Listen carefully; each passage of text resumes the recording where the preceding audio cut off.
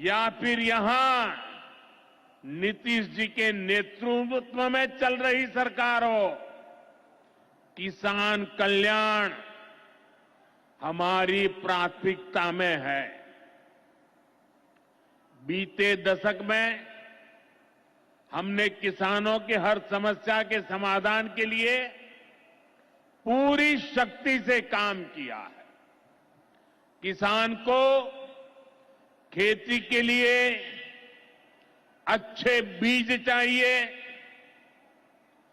पर्याप्त और सस्ती खाद चाहिए, किसानों को सिंचाई की सुविधा चाहिए, पशुओं का बीमारी से बचाव चाहिए और आपदा के समय नुकसान से सुरक्षा चाहिए।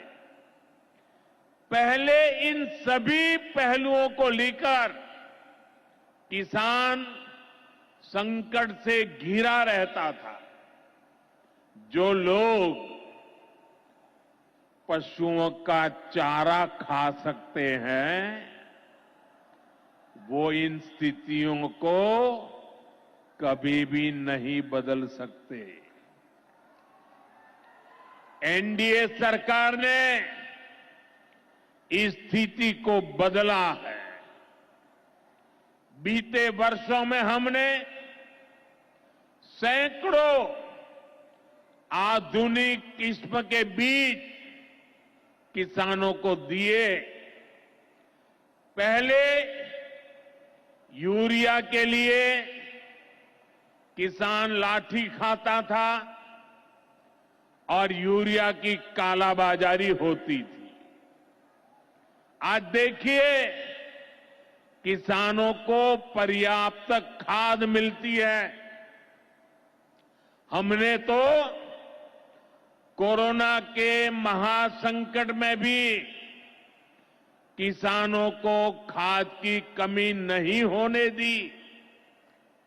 आप कल्पना कर सकते हैं कि अगर एनडीए सरकार न होती, क्या होता? साथियों, अगर एनडीए सरकार न होती तो आज भी हमारे किसान भाई बहनों को खाद के लिए लाठियां खानी पड़ती। आज भी बरौनी खाद कारखाना बंद पड़ा होता। दुनिया के अनेक देशों में खाद की बोरी जो 3,000 रुपये की मिल रही है, वो आज हम किसानों को 300 रुपये से भी कम में देते हैं। एनडीए सरकार न होती तो यूरिया की एक बोरी भी आपको 3,000 रुपये की मिलती। हमारी सरकार किसानों के बारे में सोचती है, उनकी भलाई के लिए काम करती है। इसलिए यूरिया और डीएपी का जो पैसा किसानों को खर्च करना था, वो केंद्र सरकार खुद खर्च कर रही है।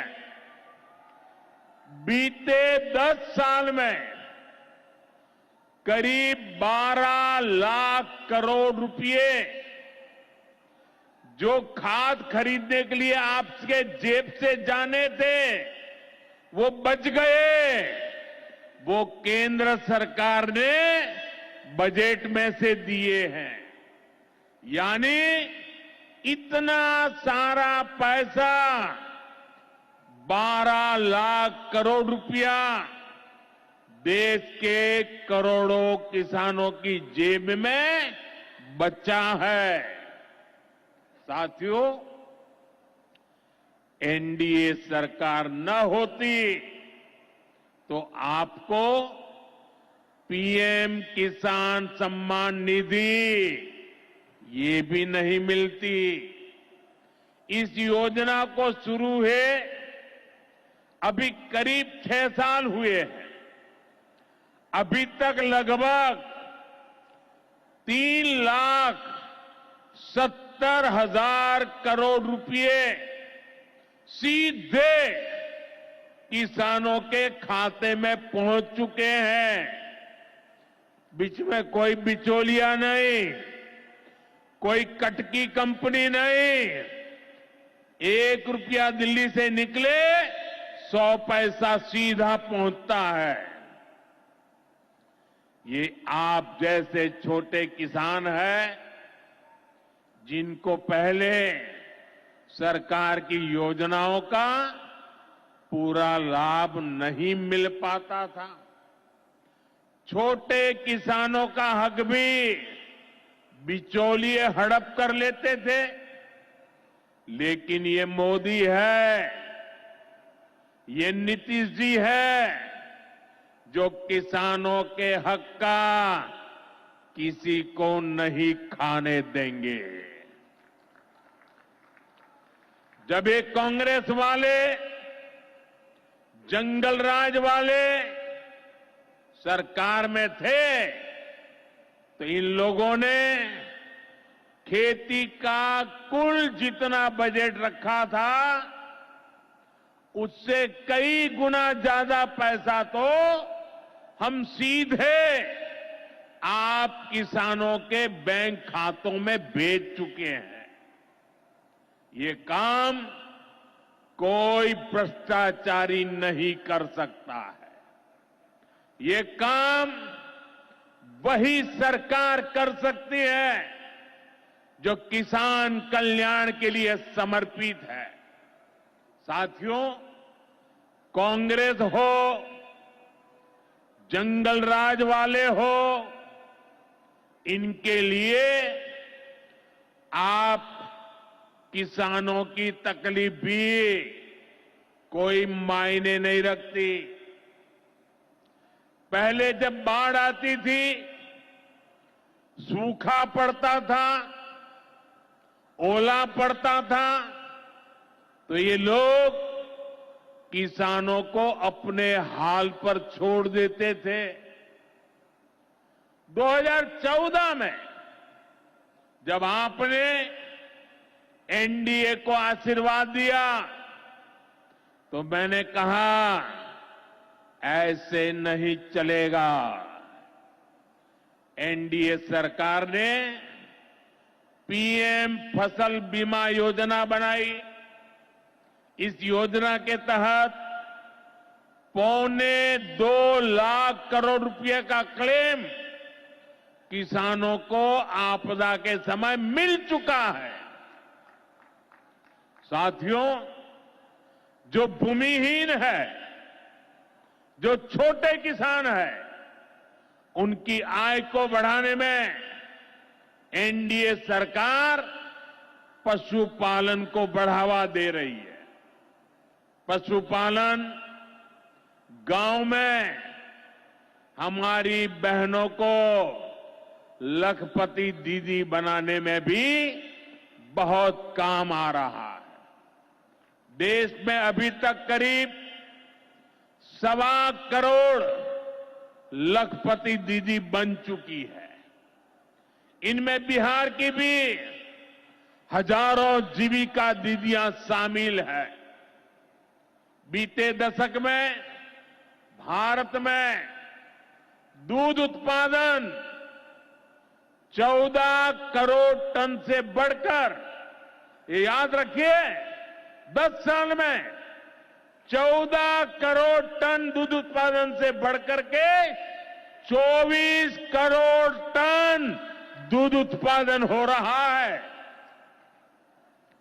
यानी भारत ने दुनिया के नंबर 1 दूध उत्पादक के रूप में अपनी भूमिका को और सशक्त किया है। इसमें बिहार की भी बहुत बड़ी भागीदारी है। आज बिहार में सहकारी दूध संघ प्रतिदिन 30 लाख लीटर दूध खरीदता है। इसके कारण हर साल 3,000 करोड़ रुपए से अधिक बिहार के पशुपालकों, हमारी माताओं बहनों के खाते में पहुंच रहे हैं।